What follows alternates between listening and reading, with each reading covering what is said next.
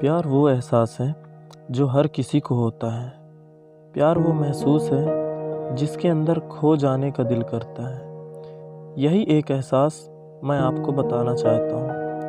शाम का समय था, मैं अपने दोस्त का इंतज़ार कर रहा था। स्टेशन के बाहर हम लोग कहीं घूमने जाने का प्लान था और मैं जल्दी पहुँच गया था। कुछ समझ नहीं आ रहा था कि मैं क्या करूँ। मैं स्टेशन के पास जाके बैठ गया।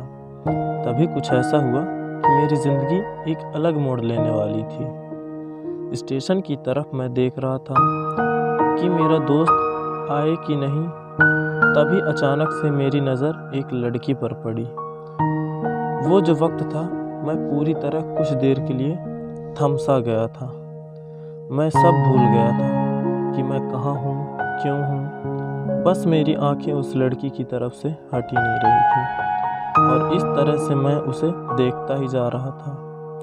उसका मासूम चेहरा, उसकी छोटी छोटी आँखें, उसके मासूम से चेहरे पे वो मासूम सी उसकी हंसी, जैसे मानो कोई परी हो।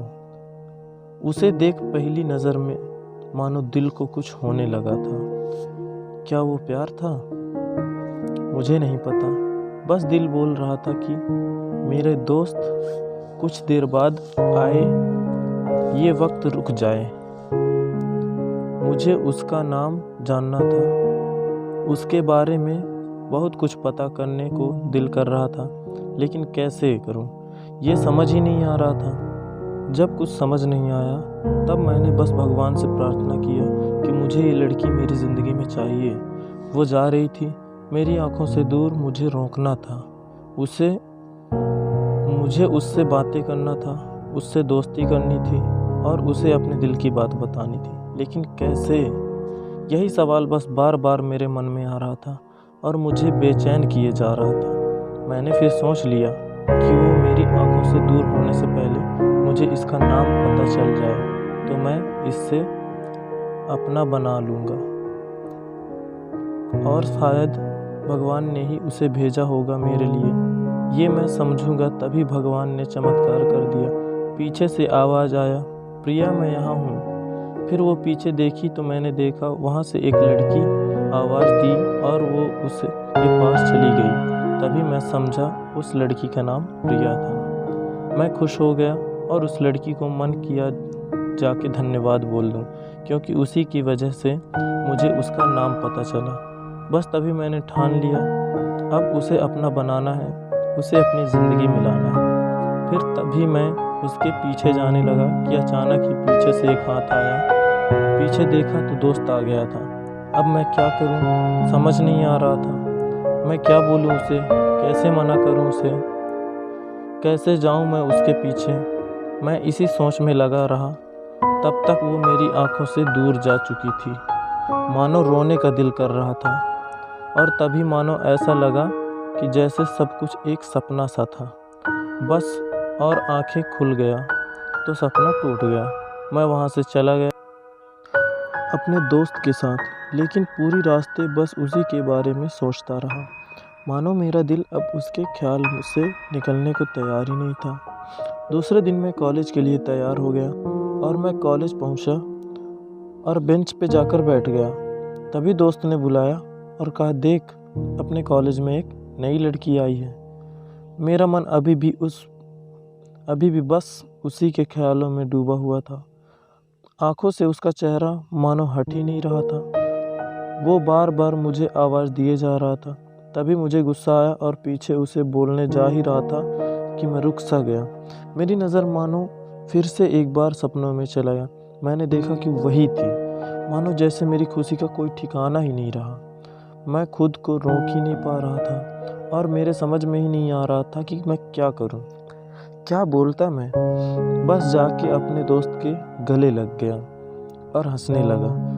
तभी पता चला कि वह नई लड़की वही थी जो कॉलेज में आज पहले दिन आई थी।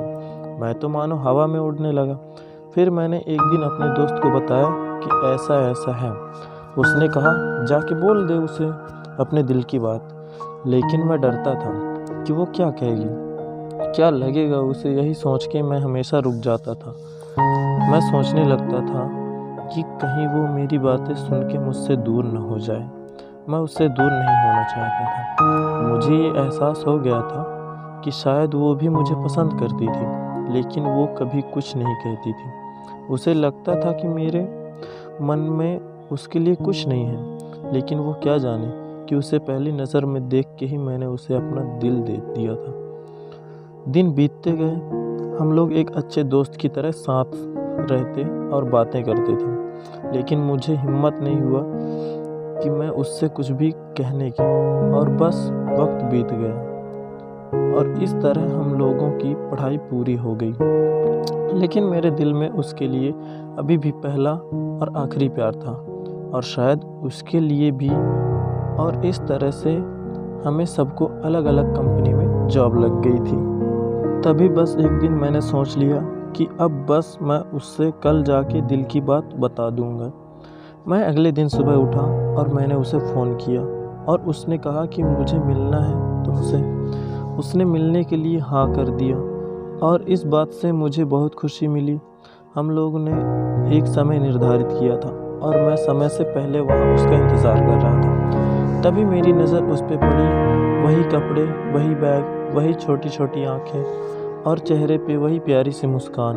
मानो ऐसा लग रहा था कि वही पहला दिन हो जब मैंने उसे पहली बार देखा था। वो धीरे धीरे आ रही थी, मैं तो बस उसे देखता ही जा रहा था। फिर वो पास आती है, वो मेरे सामने बैठ जाती है। तभी बस मैंने उससे कहा कि मुझे कुछ कहना है उससे।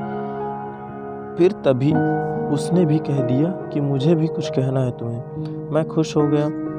मुझे लगा कि आज वो भी अपने दिल की बात बोल देगी। फिर मैंने उससे कहा कि तुम पहले बोल दो। उसने तो पहले मना किया पहले बोलने से, लेकिन मैंने ही जिद कर दिया कि पहले तुम बोलो, और वो बोलने जा रही थी। मानो मेरी सांस रुक गई थी। उसकी बातें सुनने के लिए सब कुछ थम सा गया।